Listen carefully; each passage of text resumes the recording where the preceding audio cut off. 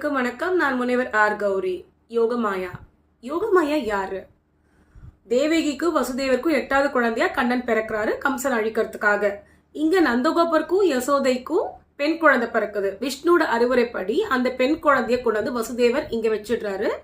சிறையில அந்த அம்மா இருக்கிறாங்க. இங்க சிறையில பிறந்த குழந்தைய கொண்டு போய் நந்தகோபனுக்கும் யசோதைக்கும் அங்க வச்சிடுறாங்க.